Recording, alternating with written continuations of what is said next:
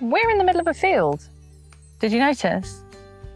Yeah, there's grass and trees. There's a bird somewhere.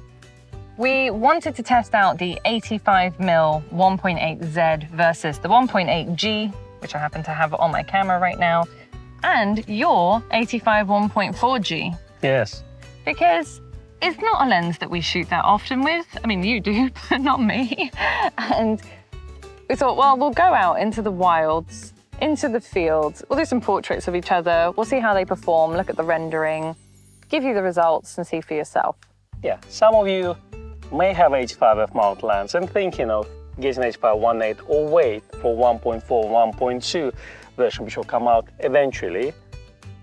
Let's have a look what we've done, what our conclusions are, and maybe it will help to make a decision. Yeah, it's almost like this is a part 1 video, and when the new 85 comes out, it'll be a part 2. But it's good to have these shots as a point of reference. Exactly, you know? Exactly, because I have my opinion, but he has her opinion, and we can discuss those things and throw things at each other. Let's just throw lenses at each other. Exactly.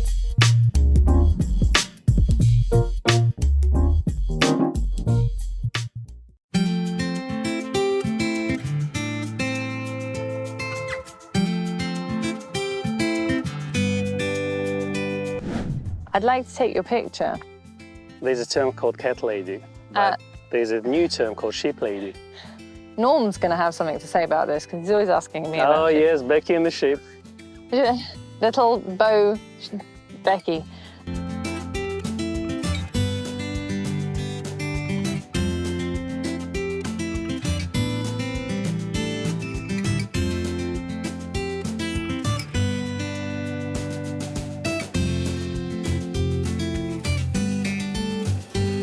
I actually had the 85 1.8G. I shot some weddings with it, I realized. Yeah. Yeah, because I couldn't afford the 1.4. The same.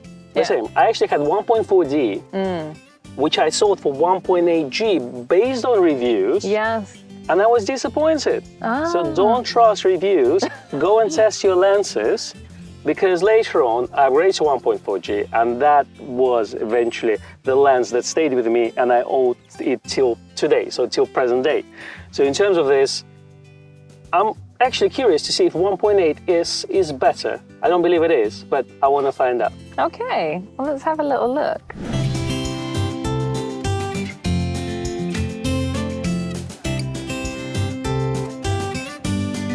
Take the hat off. Yeah, that's definitely one way to do it. Okay, we've got a lot of shadow going on here. Oh no, hang on, I can fix it. You blinked, I'm gonna do 1.8. Should I do like F2? Yeah, go for it. I mean... F2. 1.8 is nice. Yeah. Can I see? Can I see? Yeah.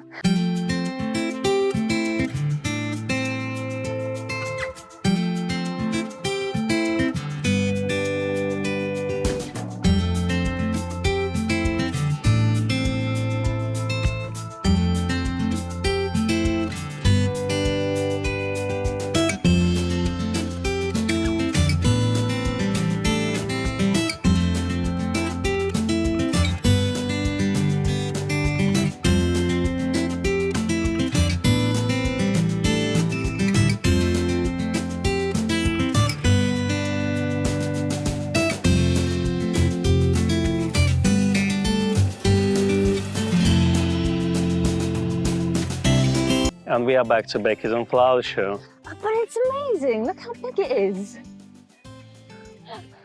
I don't have any point of reference. Okay, so you've been using the 85 1.4G for how many years now? Probably for about 7-8 years. Okay, and you've used it on which cameras? Well, from D800E all the way up to D850. And basically now it's Z6 or Z9, depending on what we have available for us. Okay, and how do you find it overall in terms of focus speed? Do you find that putting it from a DSLR onto a Z camera, do you lose anything? Okay, well, 85mm lens, you're not looking for fast focusing speed. Focusing speed for portrait photography is not that important in my opinion. So as long as you can get it right at a shallow depth of field, it does the job. Now, putting it on something like Z6 by FTZ adapter, the focusing is a little bit slower compared to D850. That's for sure. But overall, again, I don't look at portrait photography from those focus perspective. I look at the bokeh rendering, at overall sharpness, and just pleasing skin tones, really. So for me, the 85mm lens, it's a nice warm lens. The bokeh is nice. For studio work, obviously, you're not going to use the shallow depth field as much, but for outdoors, it definitely creates this nice effect. I have one other question for you. Yeah. You said that you were disappointed with the 1.8G. Mm-hmm. What did you find disappointing about it? Okay, coming from 85 1.4D, the problem with 1.4D on D800 is a lot of chromatic aberrations on a bright sunny day on the backlit subjects that was not recoverable with the Lightroom.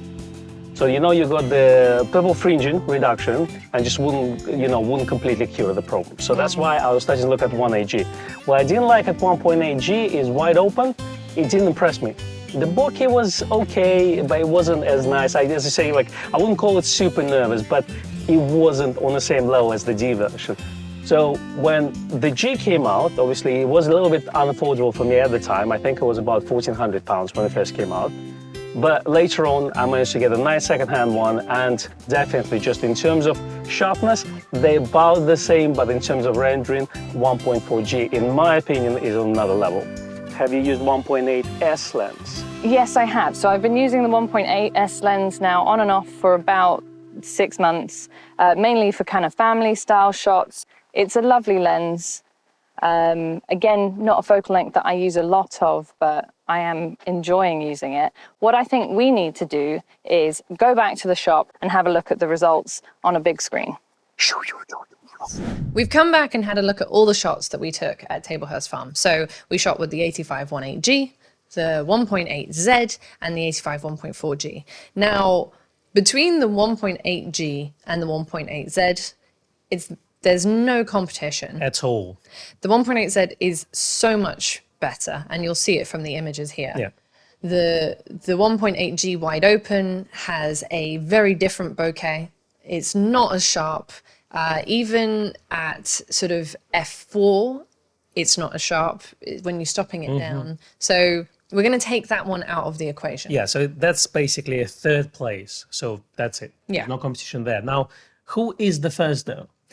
Good question. So the 1.4G and the 1.8Z are surprisingly close at the smaller apertures, but wide open, the 1.4G is the clear winner. Yes, I would say so. And then when you buy an 85mm lens, you're really looking at the performance of the wide aperture, not the small aperture per se. And that's where 1.4G for me is a clear winner. It's definitely sharper, wide open. Even at 1.4, obviously at 1.8 is sharper than Z lens at 1.8.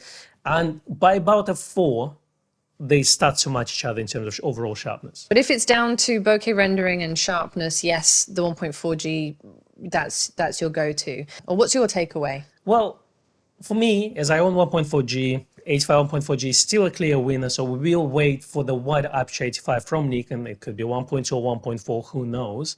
But if you are a Z user and you don't have 85mm lens at all, then probably native glass is going to be a better choice just because it's cheaper. It's also kind of smaller and lighter because you don't have a chunk of FTZ adapter attached to it, and it performs very, very close to 85 1.4G. Yeah. What do you think? Yeah, for me, my logical choice for a portrait lens would be the native Z lens, just for the convenience, and also because the differences, while there, are still small enough that I'd be happy with the results from the 1.8Z. Yes, 1.8G is only a choice on a very tight budget, so we would recommend you to go one above that. There you go. Thank you very much for watching. We hope you found this video useful. Please give us a like and a subscribe if you did. And if you found this video super useful, there's a super thanks button there as well.